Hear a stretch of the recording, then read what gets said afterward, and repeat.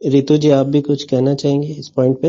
हाँ, मैं इसमें इसको ऐसा बोलना चाहूंगी।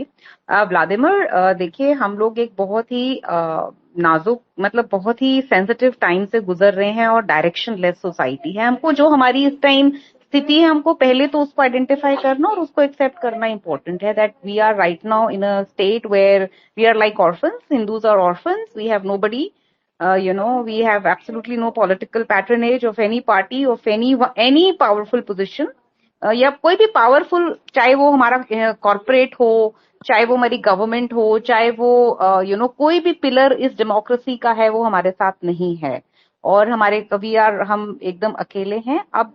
इसी क्योंकि हम अकेले हैं तो हम क्या स्थिति करें, हमारी क्या, what should be the goal for us. तो यस, बहुत कंफ्यूजिंग है। कोई एक एक ऐसा कोई एक ना प्लान्ड वो नहीं है, या एक आइडेंटिफाइड ट्रैजेक्टरी नहीं है कि हाँ ये यही हमें करना चाहिए। शायद कुछ टेस्ट एंड ट्रायल्स होंगे, और एकम भी उसी एक ट्रायल का जो था वो था। लेकिन सबसे पहले what is the most important thing is our own character. जब तक हिंदुओं के अंदर अब more than their own self they will not learn to love their religion, their dharma, their gods, nothing is going to happen. तो पहले तो अपने अंदर इसको, ये एक इंग्रेडिएंट जो है वो लाइए कि हमारे साथ जो हो नहीं हो, हमको सक्सेस मिले पर्सनल लेवल पे नहीं मिले, लेकिन हम कुछ ऐसा करें, चाहे उसमें किसी और को फेम मिल रही है, हमें नहीं मिल रही है, इसमें ना पड़ के अगर हम ये त्याग की भावना से ये करें कि नहीं, हमारे को we must save what we have inherited, जो हमने हमारे पूर्वजों से, जो हमने हमारे लोगों से, अपने इसी संस्कृति के लिए तो हमारे पूर्वजों ने अपने प्राण त्याग दिए। मैं तो क्षत्रिय समाज से आती हूँ, और राजपूतों की हिस्ट्री तो सबको पता ही है। कोई शायद एक ऐसा घर नहीं होता था जहां 25 साल से बड़ा उम्र का लड़का नहीं होता था उस घर में, because they used to die fighting wars with Islamist and Mughals. तो बहुत त्याग किया है।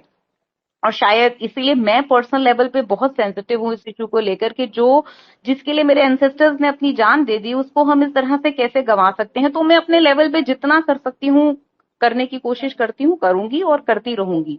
और मुझे कोई फर्क नहीं पड़ता कोई मुझे गाली दे रहा है, या मुझे कुछ बोला जा रहा है, या मेरा कैरेक्टर असैसिनेशन हो रहा है, क्योंकि जब तक मैं अच्छी हूँ, सच्ची हूँ, कोई मेरे को, nobody can, I am only answerable to my people, I am only answerable to my family and to my gods, none else.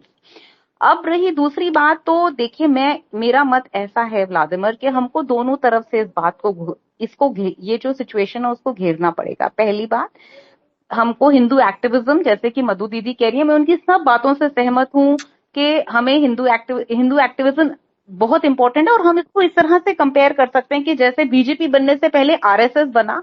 RSS ने जो है अपना धीरे धीरे हिंदू समाज के अंदर एंट्री करी, खूब काम किया 25-30 साल, फिर एक जनसंघ जैसी यूनिट को खड़ा किया, धीरे धीरे पॉलिटिक्स के अंदर एक्सपेरिमेंट किया और एक पार्टी बनाई। लेकिन हमारे पास क्योंकि उतना समय नहीं है, as you very rightly said, we just have about 15 years लेफ्ट, so we have both these units. We need to have a political unit जिसको धीरे धीरे धीरे जो ये हिंदू एक्टिज्म वाली यूनिट है वो फीड करे, और ये अपने आप में खड़ी होती रहे।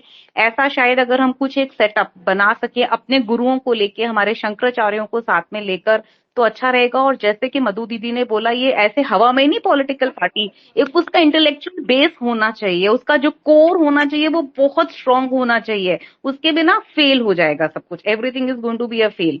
और जो लोग पॉलिटिकली इंक्लाइंड हैं वो उधर जाएं, जो एक्टिविज्म में जाना चाहते हैं वो एक्टिविज्म वाली यूनिट में रहें, और एक आरएसएस जैसी ऑर्गेनाइजेशन खड़ी करी जाए। टोटली विद यू मधु दीदी on this, but only my only point of difference is that parallelly we should also have a political unit, जो देखो, धीरे धीरे काम करे, बढ़ती जाए। और इनके जैसे नहीं, जैसे एकम में कर रहे थे कि अब हमारी list of candidates we are announcing, अरे तुम्हारी अभी तुम हो कहाँ जो इतने कैंडिडेट्स अनाउंस कर रहे। Rather they should have concentrated on 5 seats, winnable seats, and just concentrated there at all. और अगर एक भी जीत जाते तो बहुत गनीमत होती, नहीं भी लड़ते तो भी कोई प्रॉब्लम नहीं थी। लेकिन ये जो पहले शायद कॉर्पोरेट के इलेक्शंस लड़ते, छोटा छोटा कुछ लड़ते, फिर आगे बढ़ते, लेकिन इनको तो लगा नहीं, एक ही बारी में सब कुछ करके दिखा दें कि हम कितने बड़े हैं और कितने बड़े नहीं हैं।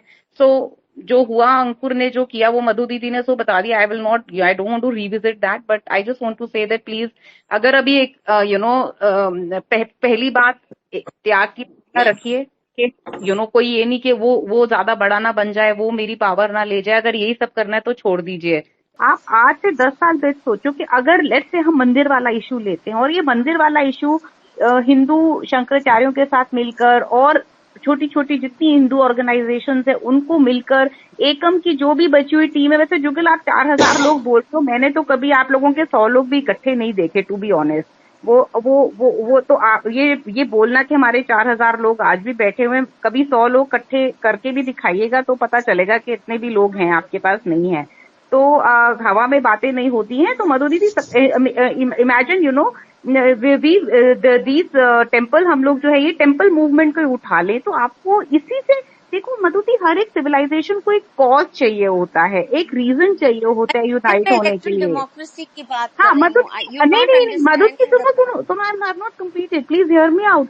So once the cause is there, once you are uniting Hindus with the cause, with certain civilizational cause, that does turn into into a civilizational vote bank, even in a democracy, and that is exactly how BJP got 282 and 303. It is a united Hindu vote, and that vote is what? For a civilizational renaissance.